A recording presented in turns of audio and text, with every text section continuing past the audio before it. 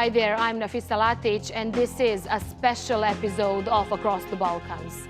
We've uncovered evidence that Greek authorities are forcibly pushing back asylum seekers at sea. We've gathered testimonies from several women who have endured the unimaginable and survived, and are now struggling to make a life for themselves in Greece. They all tell stories of beatings, mistreatment, and attempted pushbacks. The European Union is urging Athens to investigate. The Greek government denies all such reports, saying it operates within international law. But the UN Refugee Agency describes Greece's actions as a clear violation of the Refugee Convention, the European Convention on Human Rights, and the EU law. Here is Katarina Petrovic's film on pushback survivors.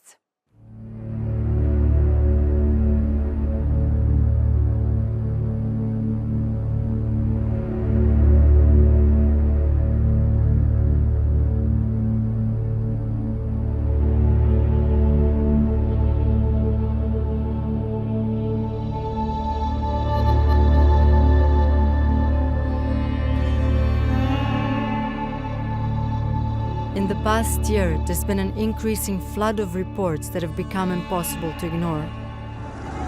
Greek border authorities are accused of forcibly turning away asylum seekers despite their human rights obligations under international law.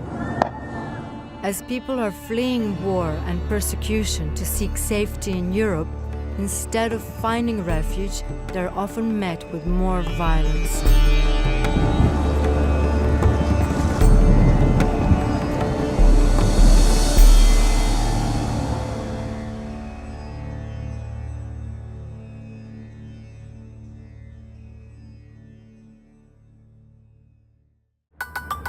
I took a late-night flight from my hometown Belgrade to Greece as soon as I was notified that a woman I'd read about has agreed to speak with me.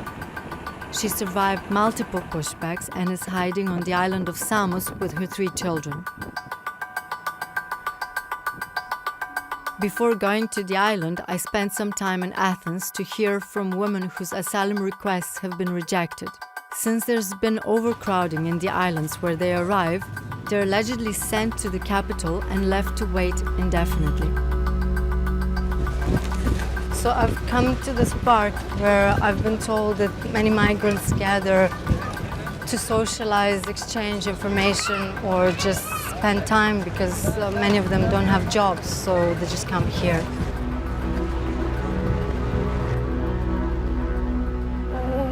موقعی که من اومدم 2 سال پیش بود، وقتی داخل کمپ ما را آورد اصلا برخورد خوبی به ما نداشتن، اصلا از هیچ لحاظ.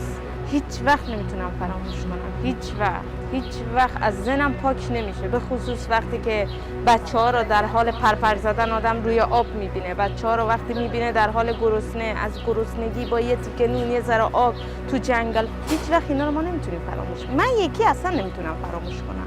از کم میندازه بیرون، از خونه میندازه بیرون، آیدی بگیری پولت قطع میشه، دیگه بلا تکلیف اون بهش مهم نیست که تو چه کار میخوای بکنی. کار به آدم نمیده، بعد مدارکای آدم 6 ماه 7 ماه طول میکشه، بدون وکیل کار نمیکنن. قشنگ خود یونانی‌ها به آدم میگن برو وکیل بگیر. منی که پول ندارم وکیل از کجا بگیرم؟ 3 سال که اینجاییم، 10 سال 13 سال میشه که افغانستان من ترک کردم. So how many times have you tried to cross the border from Turkey to Greece? من 5 بار.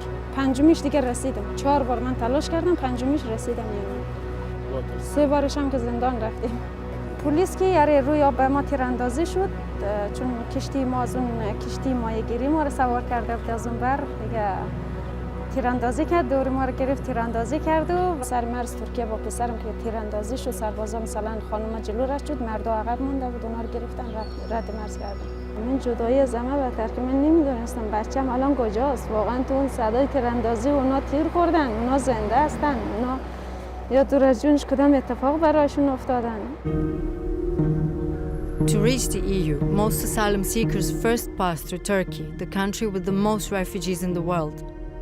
In 2016, the EU promised to pay Turkey €6 billion as a part of a deal to stop the flow of migrants. By 2020, Turkey accused the EU of falling short on its commitments, both financially as well as on its promise to take in more Syrian refugees, and announced that it would no longer stop would-be asylum seekers from trying to leave. Greece soon found itself overwhelmed by a flood of arrivals, and that's when the pushbacks began. Hello. Can we go in? No. No? No. Every organization I contacted in Greece has politely refused to talk to me, explaining that they are worried about not being able to continue their work should they speak openly on this topic. Film crews have been detained or arrested. I found myself on my own with the help of a local Afghan man who has been living here for decades now. He introduced me to people he knows who were also victims of pushbacks. Yes. حالا اگر ما بخوایم از هر یک بار سفر ما برتان بگویم خودش یک داستان میشه، خودش یک کتاب میشه. تنها منه مشکل هزار زن یا میلیون ها زنی که در ایران همیه اینمی است. ما 15 یا 16 بار ما گیم زدیم در ایران، آمدیم و پس متواتر دیپورت شدیم. تلفن، لباس، غذا، آن چیزی که مسافرها در جیب خود داشته باشه همیشه پلیسا میگیردشان. بگه به کسی گوش نمیکنن. اگر هم زیاد برشان اصرار کنی لطت میکنن، رد شون، میگرفتن، دیپورت میکردن. هر بارم که کوشش کردیم دوباره دیپورت شدیم. تا که آخر سر رای پیاده را انتخاب کردیم. یعنی خیلی کسا دور آقای جانای خدا از دست دادن. رای است که اصلا خانما دور آمدن نمیتونن. من هیچ گل پوشی هیچ چیزم رایم نداشتم. چرا؟ چون ما آوردن نمیتونستم درام. چون من تنها بودم. راه مشکل بود. من فقط خودم میتونستم ببرم. بالای سرت آسمان است و زیر پایتم زمین. نه خانه، نه کار، نه زندگی، نه حتی از اینکه بفهمی چی در انتظارت است. واقعا برادم خسته کننده میشه، واقعا برادم طاقت فرسا میشه. حتی شاید منجر به مرگ ما میشد، اما در اون لحظه من نمیفهمیدم چی کنم. شاید میخواستم واقعا خودم بکشم راحت شم.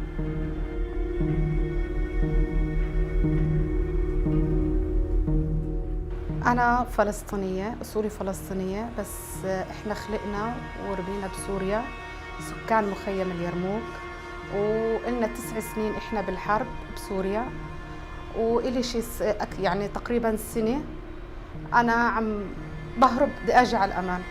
رحلة الموت لما أنا وصلت على اليونان، يعني شفنا الموت بعيوننا. إحنا أسبوع كامل إحنا نايمين بالغابات، صعب كتير. تخافي على بناتك من كل شيء. من كانت تطلع كتير مافيات، عصابات يغتصبوا بنات، من كل شيء، يعني خوف من كل الجهات يعني. فإحنا كان عندنا حلم إنه إحنا بس نقطع من اليونان، إنه هاي الغابة إحنا نقطعها. حلم إنه إحنا نفوت على الأمان. لما إحنا نفذنا ورجعوا بابا ومعه 5 رجال و5 نسوان، انلقطوا ورجعوا. فضلوا 5 ساعات يمشوا، كانت الدنيا مطر ويمشوا بالطين. حتى اليونانيين شلحوهم بواطن ورجعوهم حافين على تركيا. وهو راكب بالبلم مشان يقطع النهر، قطع النهر، فات على اليونان، انلقط بالغابة. اليونانيين رجعوه الساعة 11 بالليل على تركيا عن طريق النهر. قام قلب فيهم النهر وغرقوا. كانوا 10 رجال، ماتوا 2 وبابا غرق، وانقذوه اخر شيء وطلعوه على المشفى. ضل يومين بالمشفى بابا يتعالج عقد ما بالع مي، وكانت الدنيا 11 بالليل وشتاء. في 2 ماتوا من النجوع. 2 معه. ثاني يوم لقوهن على الضفة. هو ضل أبكي أنا.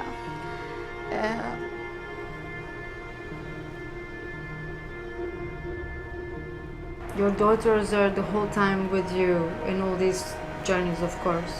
بناتي معي. بنتي مو لأنها مريضة ما أترك بناتي، مسكيتهم هيك لبناتي. هلا لما تكون أنت عندك أولاد، خصوصاً إنه بنات، الله بيعطيك القوة. أنا يعني الحمد لله أنا ضعيفة، بس بالطريق أكون قوية. بدي أحافظ على بناتي، بدي أطلعهم من الحرب اللي هن فيها، بدي أشوف لهم مستقبل جديد، بدي إياهم يدرسوا.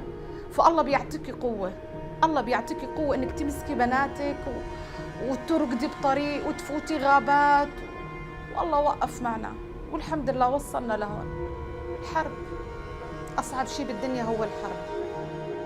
لما أنت ما تشعري بالأمان، صواريخ، طيران، قذائف، ما عاد أنت تقدري تعدي.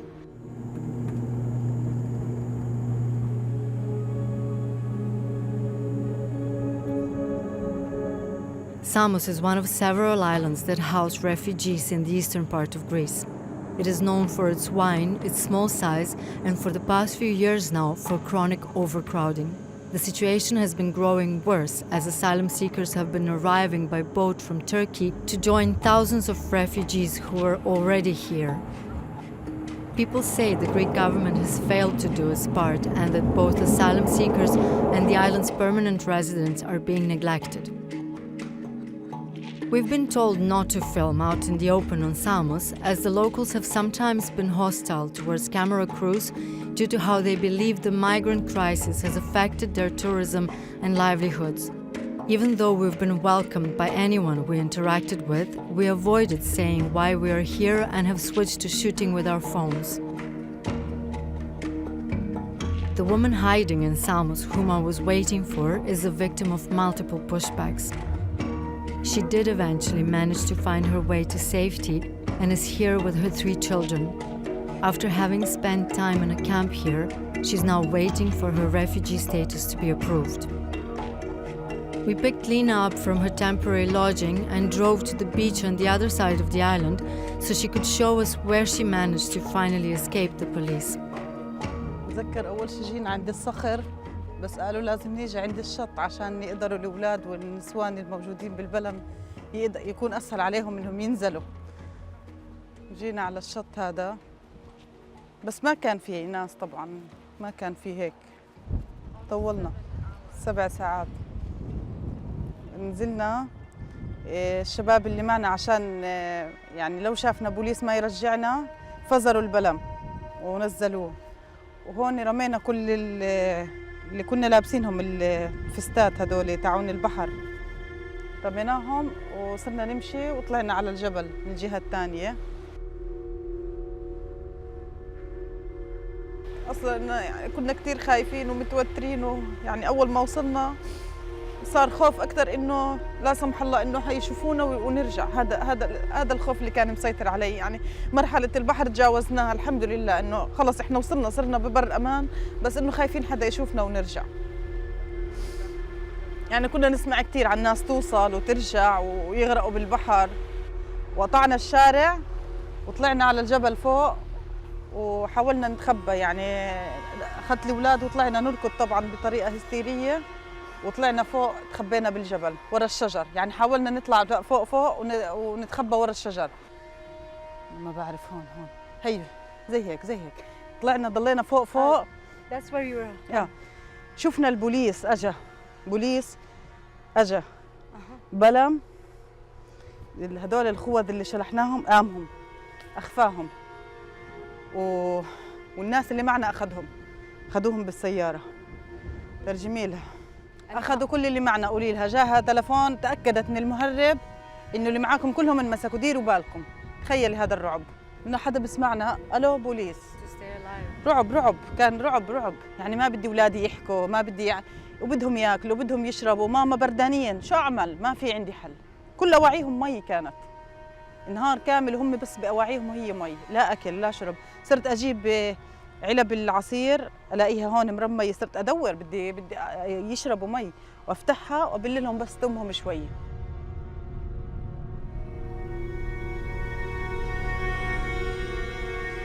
طبعا انا طالعه عشانهم. كنت اصلا يعني كثير خايفه اني يصير شيء معي بالبحر. هذا اكثر شيء كنت خايفه.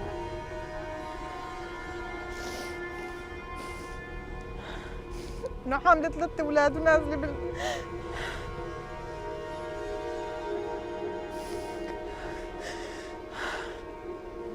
كان شيء كثير صعب. يعني اصعب شعور بحسه بحياتي ان انا طالعه معي 3 اولاد وممكن يصير معي اي شيء بالبحر. Out of the 32 people who were with Lina on the boat that morning, 28 were pushed back at sea and sent towards Turkey. As for Lina and her family, they found their way to a camp on Greek soil. ما في فرشات، ظهورهم الأولاد كتير بتوجعهم، بس هذا غطا ما في.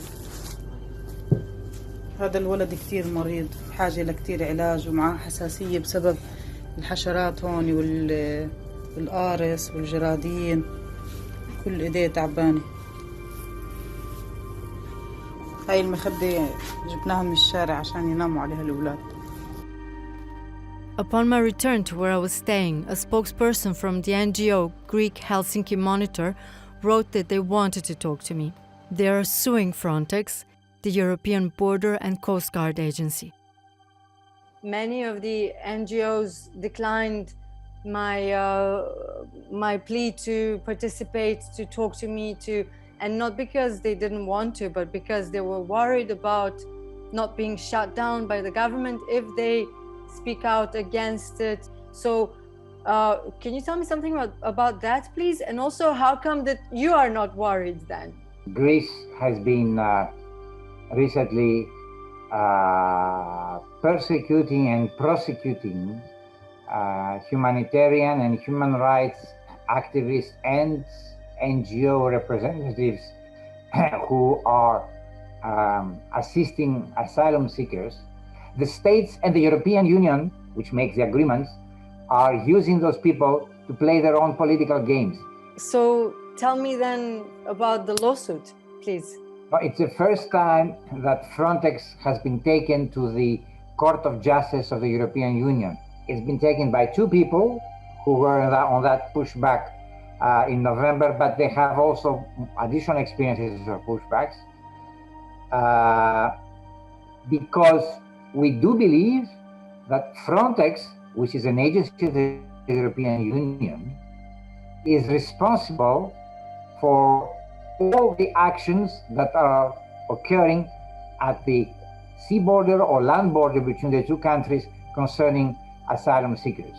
Even if they do not themselves do pushbacks, but they are there in the area and they see pushbacks and they record pushbacks, they are equally responsible. They are morally responsible.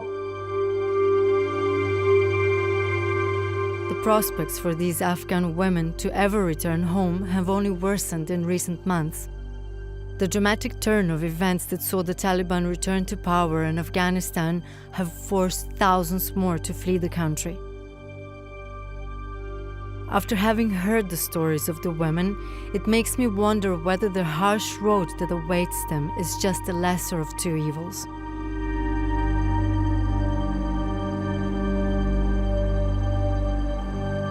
واقعا مرگ خدا، آبروی خدا، حیثیت خدا در یک دست گرفته، فقط یک آینده امید بهتر را دیگه دست خود گرفته پیش میره.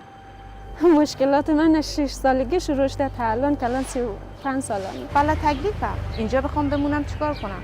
هم افغانستان به جنگ میبودم بهتر، اون یه بار میمیره آدم، میمردم بهتره. اینجا من 1000 بار مردم و زنده شدم. Recently, Lina and her children had their refugee status approved and were given passports in order to be able to leave Greece and be resettled in another EU country.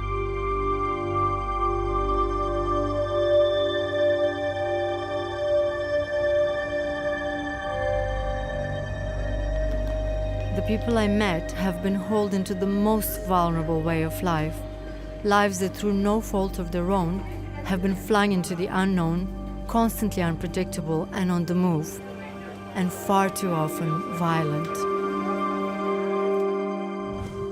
That was Katarina Petrovic's special report from Greece. We invited representatives from the Greek Foreign Ministry, the Ministry of Migration and Asylum, as well as the Hellenic Police and Coast Guard, but all were unable to provide anyone by the time of this recording. Now, someone else who is very familiar with the topic is Jennifer Foster. She is Amnesty International's refugee and migrant rights researcher, and she worked on Amnesty's report published in June that claimed pushbacks had become Greece's de facto border policy based on interviews they conducted in 2020. Jennifer, what's your reaction to the testimonies of the women that we've just heard in Katarina's story? Unfortunately, Nafisa, these stories really are quite familiar to me. Nothing in the stories that Katarina has investigated really surprised me in any way. Amnesty International has been investigating pushbacks from Greece into Turkey since 2013, and all of this continues to happen.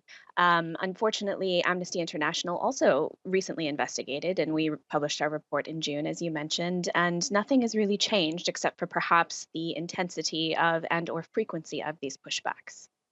Jennifer, we've finally seen the EU reacting to several similar reports of pushbacks. Let's listen now together to what the EU's Home Affairs Commissioner said.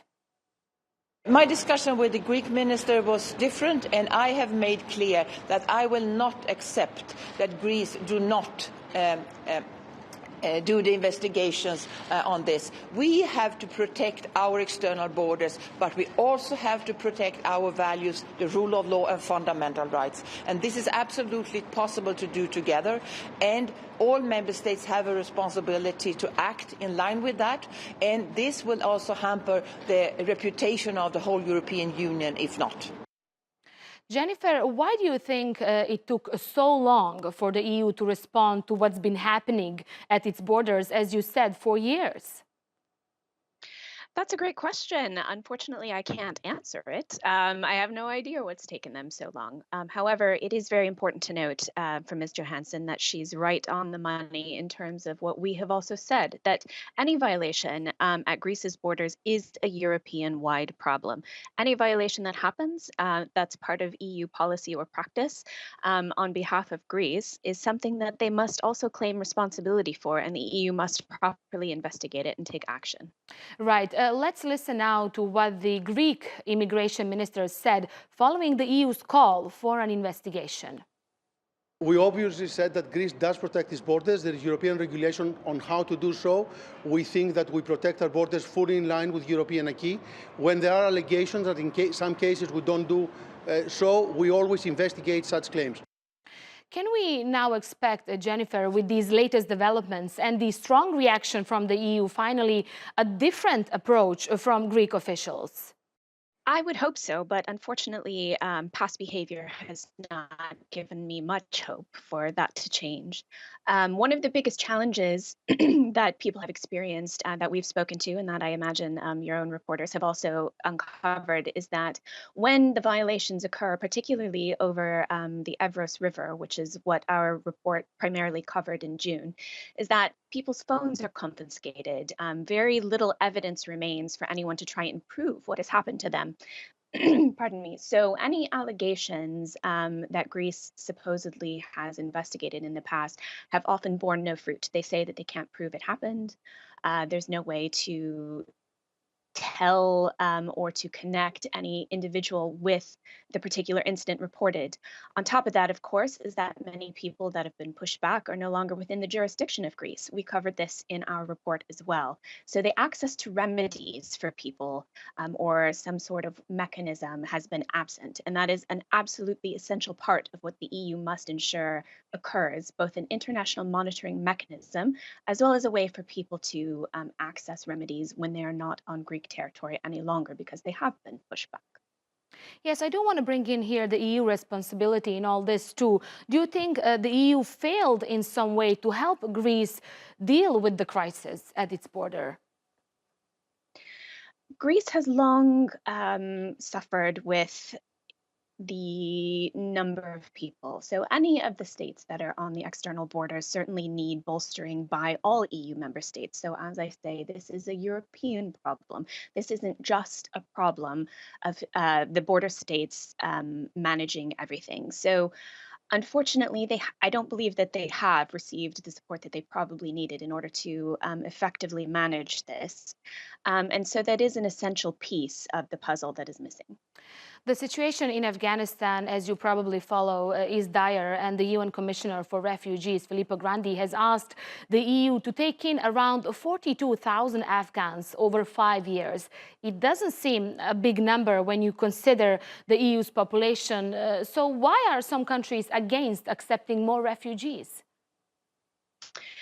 I am not entirely sure why they continue to say that they are against it. However, you are right. The responsibility sharing is minimal, and we would hope to see an increased number of states accepting refugees, both through the UN mechanism for resettlement, as well as ensuring that they accept spontaneous arrivals and they process them with dignity and respect, in full respect of their rights. So at the end, what is a sustainable solution? Is there one, in your opinion, on how to protect people arriving in Europe who are just seeking help?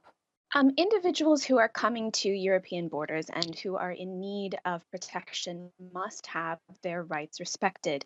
They are required, before expelling anyone, through a legal process to ensure that the individuals do not have a need for protection. So the flip side of that, of course, is that states are obligated to ensure that people are evaluated for their protection needs and they are not returned to any place where they may face a serious risk of human rights violations. People also have the right to due process. In order to ensure these things happen, the EU and Greece must accept responsibility for the violations that have been happening for quite some time and ensure that these are properly investigated and that individuals who have been victims of these violations have access to a remedy to state their violations and receive compensation in some way, either through, access to the state territory again, or at least have their evaluation fairly examined. Or excuse me, have their claims fairly examined, sorry. Thank you, Jennifer, so much for that. Jennifer Foster there from Amnesty International. Thanks for watching this episode of Across the Balkans. See you again next time from me and the team here in Istanbul. Bye-bye for now.